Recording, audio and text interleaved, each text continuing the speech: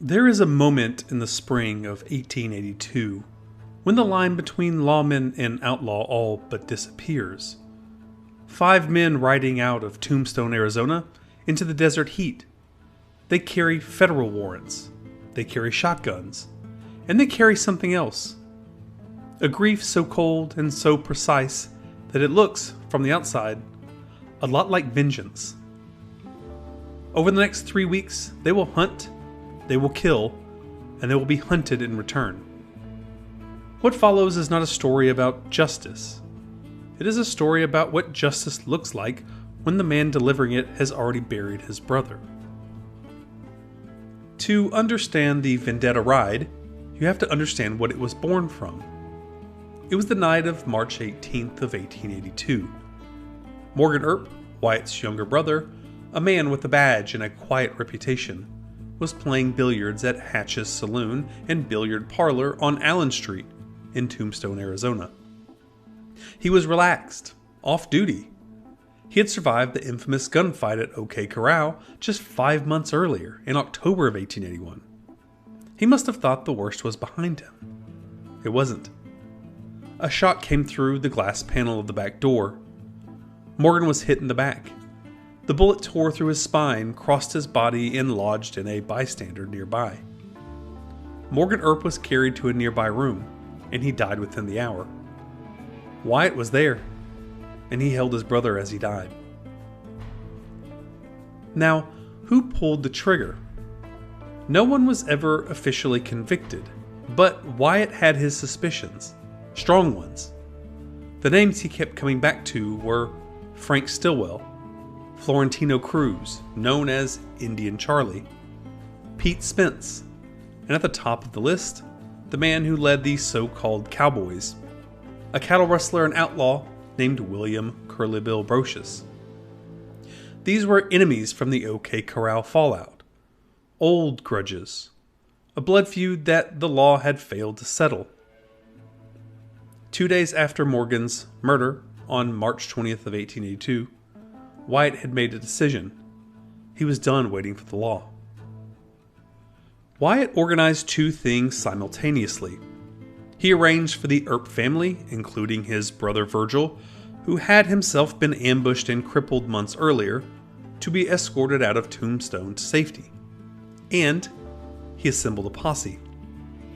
The core group, Wyatt and his younger brother Warren Earp, the legendary tuberculosis-ridden Doc Holliday, 2 capable frontiersmen, Turkey Creek Jack Johnson and Sherman McMasters. Later, they would be joined by Texas Jack Vermillion and others including Dan Tipton, Charlie Smith, Fred Dodge, Johnny Green, and Lou Cooley. It was a formidable group, and they had a destination, Tucson, Arizona, where the family would board a train west. They never made it out of Tucson quietly. At the rail depot, Wyatt spotted someone he recognized, Frank Stillwell, one of the suspected killers of Morgan Earp, and he was there at the train station on the night the Earp family was trying to leave. Wyatt would later say he saw Stillwell and Ike Clanton lying prone on a flat car, armed with shotguns, apparently lying in wait. The next morning, March 21st of 1882, Frank Stillwell was found on the tracks near the depot. He had been shot multiple times, and he was dead. Wyatt said he killed him. Ike Clanton said he ran. The Vendetta Ride had claimed its first life. Back in Tombstone, the legal machinery started grinding. A warrant was issued for the arrest of Wyatt Earp, Warren Earp, Doc Holliday, Turkey Creek Jack Johnson, and Sherman McMasters, all suspects in Stillwell's murder. Charles Meyer, a Pima County Justice of the Peace, sent a telegram to Sheriff Johnny Bean, ordering their arrests. But here's where the things get interesting. The telegraph office manager was a friend of the Earps. He showed Wyatt the message before he delivered it to Bean, and he held it back just long enough for the posse to ride.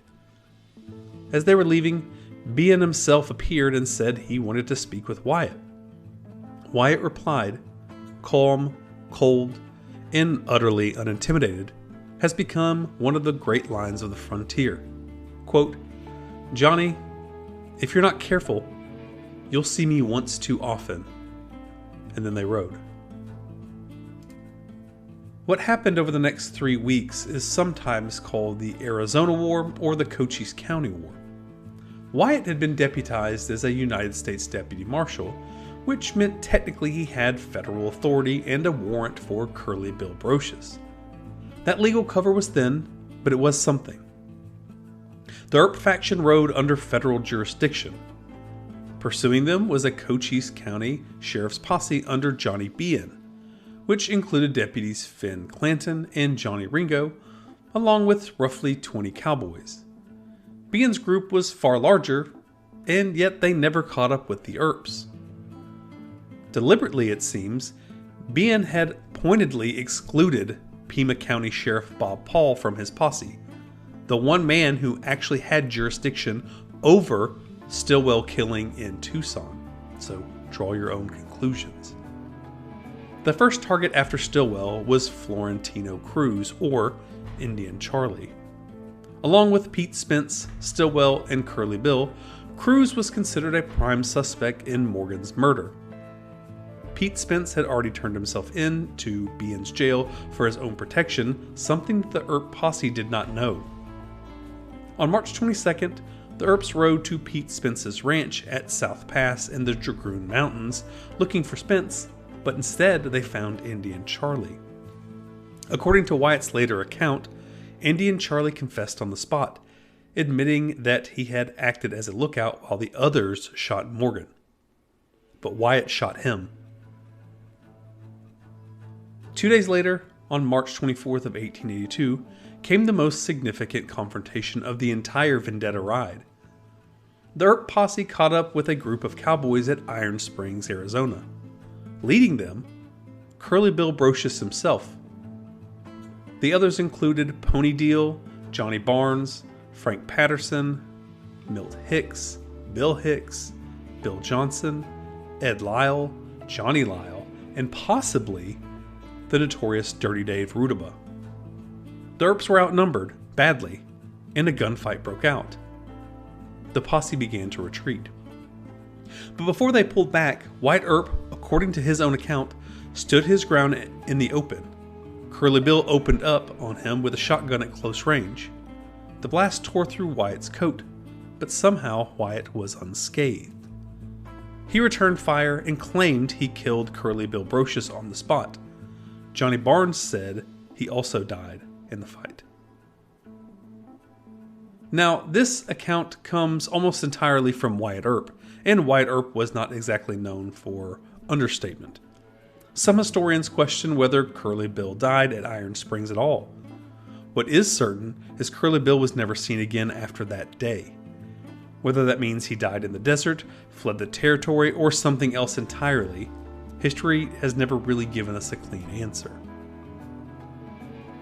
By mid-April 1882, the Earp posse had been riding for nearly 3 weeks. They rested at Henry Hooker's Sierra Bonita Ranch, nestled in the shadow of the Graham Mountains. Bean's posse found out where they were. And then something telling happened. The rest of Bean's men abandoned him. Only Johnny Bean kept going. The cowboys who had been riding with him, well, they stopped. The Earps drove Ike Clinton, Pony Dill, and Hank Swilling and others out of the territory entirely. And then around April 15th of 1882, it was over. Knowing they could not get a fair trial in Tucson for the killing of Stillwell, the Earp posse surrendered the chase and headed north to Colorado, beyond Arizona's reach. The Vendetta Ride was done. Or was it? The trial for Morgan Earp's murder quietly collapsed back into Tombstone, Arizona. Pete Spence was released, no one to testify against him. He would later serve prison time on a separate murder charge. After his release, in a strange turn, he married Finn Clanton's widow in 1910.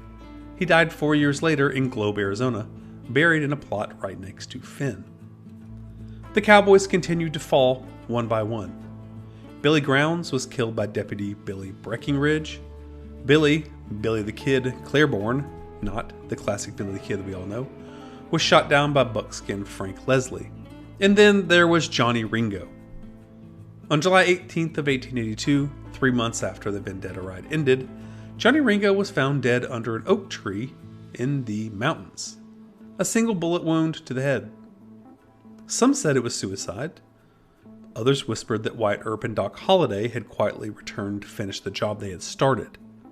No one was ever charged, and no one ever confessed. It is one of the great unsolved mysteries of the American West. Here's what I keep coming back to every time I think of the Vendetta Ride. Wyatt Earp rode out of Tombstone with a federal badge and a dead brother. He hunted men he believed were killers. He did it in 3 weeks in an open desert with Behan's 20-man posse on his heels, and he was never caught. Was it justice? Was it murder?